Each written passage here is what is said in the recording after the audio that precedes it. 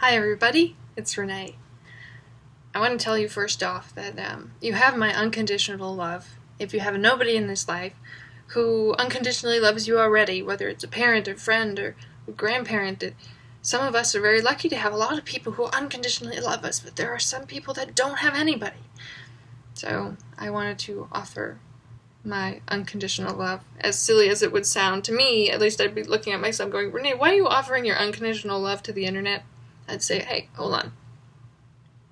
Really, I know how much is meant to me and how much I've grown because of that, because people didn't give up on me. And so I just want to reach out and make sure that these people out here, that you have somebody who unconditionally loves you. And I do. Which is kind of funny to say because I don't personally know you. But I'm saying that if you have a contrite heart and you're trying, I freaking love you. Because you're worth the pursuit of perfection. You are. We can say, I just want to at least get my foot in the gate, because it's already been so many sins, so much time. I've been here a long time on this earth, and I've messed up so much. I'm kind of like, I've lost track of numbers and how many times and whatnot, and so I'm just going to try and get in. Okay, well, I think, in my opinion, that we're much more worthy, and we were created for a higher pursuit than that, of course, instead of just getting in the gate. So, and I want to tell you why, but I want to tell you why it is fulfilling on this earth right now to pursue perfection. You might say, that's not the case. You can get persecuted, and you can have a horrible life, and no, okay, that can be the case too, but that's exterior stuff. I'm telling you that what perfection does to a soul and a body. I'll tell you what's going on. Do you know how you can be kind of like two separate people, or have like a two-faced situation going on where there's your secret self that nobody sees, the hidden habits, the lies you tell people, the interior self that knows what you're doing isn't matching what people think of you on the outside, that hypocritical kind of stance that we all kind of have some days, sometimes all the time. Okay, what perfection is, the pursuit of perfection would be a pursuit of a harmony between the soul and the body, through Jesus Christ, okay? So what I'm saying is, I want to offer you my unconditional love to pursue a oneness between your soul and body, meaning that they become the same person, and you are your real self all of the time. You are what you portray to the world all the time. You are you. There's just one you. And there isn't one that goes home and snickers in the darkness somewhere. Like, there's this weird alter ego you have, which is called sin. That weird alter ego we can have, that when we switch and act differently, and not like we're supposed to act, not true to ourselves. When we're not true to ourselves, we have a weird alter ego going on, in my opinion, but it's not necessarily an alter ego. So, I'm saying that once you,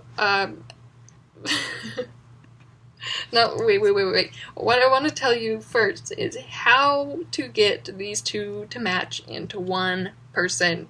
Your interior voice up here, your soul, and your exterior body that people see. Okay, I want to show you how that those two can become one. And it's through accepting the love Jesus has for you. Now, it sounds really generic, and yeah, okay, we know. Hold on a minute. What I mean is your self-worth and actually loving yourself. Not in a pride way. Pride is bad. It means I'm better than everybody else. That is totally not what I'm talking about. I'm talking about realizing your self-worth and actually taking a kind of delight in yourself, in your life, in your differences, in what makes you you. And that results in you kind of amplifying those awesome things that you like about yourself. And having a pursuit of doing that, because you see that God is encouraging it in you and actually made you with the potential to have those things at a maximum perfected level. So once you see your self-worth through prayer and realizing, accepting it from God, receiving it from God, when you receive your self-worth from God, then you go, wow, life is great. I'm very blessed to be here. Life is a gift. My life is a gift, and oh my goodness, every single person around me is a gift too. And I don't know, they might not be here very long, so I better go out and love them quickly, because hey, this is life on earth, and we know people die. And we know that you will die too. And at the end of the day, when you die, you don't want to be stuck with that weird, small little voice in your head that made you make a ton of wrong decisions. You want to make sure you have a little voice in your head that helped you make a lot of right decisions. I'm saying that when you pass away, it might seem like, yeah, the world, you will disappear from the world. And the world keeps going. Well, you know, when you die, the world doesn't really matter, because what happens is when you die, the world disappears to you. It's gone. It's the illusion of reality is gone. I call it an illusion because a lot of people say that life is the meaning of life. The cars, the wife, the cars, the spouse, the money, the house, the diploma you're pursuing, everything just stops. And all you have is up here, a little voice attached to your little soul. And we're just hoping that it was a good voice that helped you make some good decisions. Your little conscience, you know. We hope you used your conscience. Anyway, so once you've achieved a oneness between your soul and body, which Jesus did perfectly, by the way, and which is why we should go to Mass, by the way, which is why we should receive the Eucharist, which is his body, his perfected body that was perfected with his soul in one. If we partake in his body through the Eucharist, that can help our soul and body be one. And with the more, and in the end, that gives us the more likely chance of being reunited with that body to the soul once we die, because they do truly belong together. Hell is a place where the body and the soul never fit together and always fight. It's eternal death. Life is being wholly one person that's formed in Jesus Christ and imitates Jesus Christ, so that when you go to heaven, the Father goes, I recognize you. I see my Son in you. There is nothing like being your real self. There is an incredible freedom. There's an incredible freeing feeling when you don't have to keep track of this weird, sinful self you actually have hidden in the closet. There's just you. Just you. What people see is what you are. What you are is like Jesus Christ, because you're imitating the love that he is showing you through the self-worth you understand that he gave you. I want all of us to be free.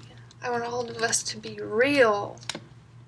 I want all of us to have a peace in this life that is attainable through no other way. An incredible peace that you can retain no matter what happens. Sure, we can get shaken up. We're human beings. Terrible things in life can happen. We can get shaken up, but to be one person, look in the mirror and see just you and that one person, it's called pursuing perfection. It's called being like Jesus, who had that perfection, okay? It's called fulfilling your vocation, the vocation of you. When you were first set on this earth, that was your first vocation. To be you, just the way that God intended for you to be. And you can be you through no other way than loving people. Sounds so simple and repetitive, Renee. Oh my gosh, yeah, loving people is how you can be the real you. Well, I'm not kidding. Because their love is more real when it's not, when we're getting it directly from God, accepting it, and then giving it out, okay? Instead of love coming down from God, we going, no, I hate myself and I'm disgusting, so I don't know what this love is trying to come down for, this is dumb, but oh my gosh, I love my friends and family and I cling to them. But you have nothing to give then, right?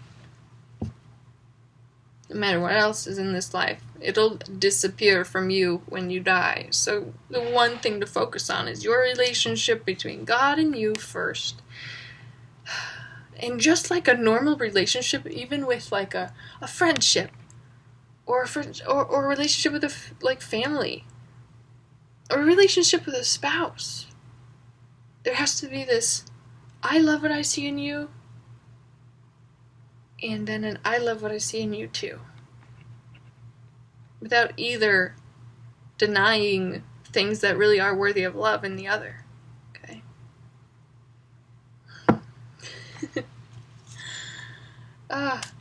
Need some more motivation? Here's my last thing.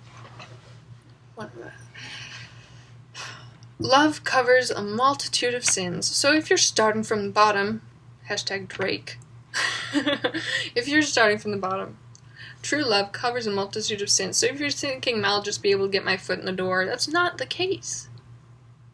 Because this love can really cover more sins than you realize.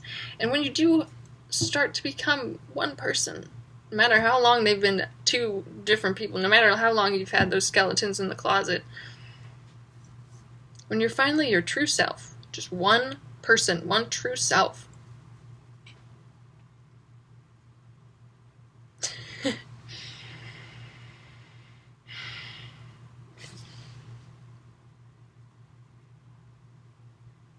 you're free and you don't have to worry about the things that you did in the past. Satan will try to bring them up. But the only reason you need to bring them up is when you testify to Jesus Christ being your Savior, who gave you the shortcut of the Eucharist through his love on the cross, and gave you a shortcut to heaven through becoming like you on this earth and showing you how it's done. Bye, everyone. I love you. Thank you for watching, and give it a shot. I'm trying to right now. I hope you all will try with me too. I love the accompaniment of the Catholic Church. I love the body of Christ. It's really great. Let's try to be our real selves. Get the skeletons out of the closet and make decisions every day, starting a new day every day, where we're presented with tons of different temptations. Those temptations can be a blessing because they are an opportunity to choose good, choose good, choose good. If you have like a ton of temptations in one day, imagine like you miss 100% of the shots you don't take. If you have a lot of opportunity to take some shots, and yeah, okay, maybe we fall to a lot of temptations, but then we accept the good instead of falling for a lot of those temptations, you've just been blessed. Hashtag blessed, because you had the opportunity to choose good so many times. And let's say you actually start choosing the good more times. Pray about it. Pray for yourself and have other people pray for you so you keep choosing the good. And those skeletons in the closet can go away. And that second personality, that nobody sees, can go away. And you can just finally relax with yourself. Be you and talk with God as yourself. Without hiding half yourself in shame. Or something.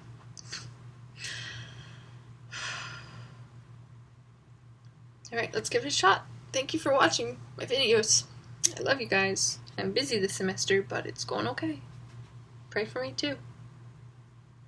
Love you. God bless you. Bye.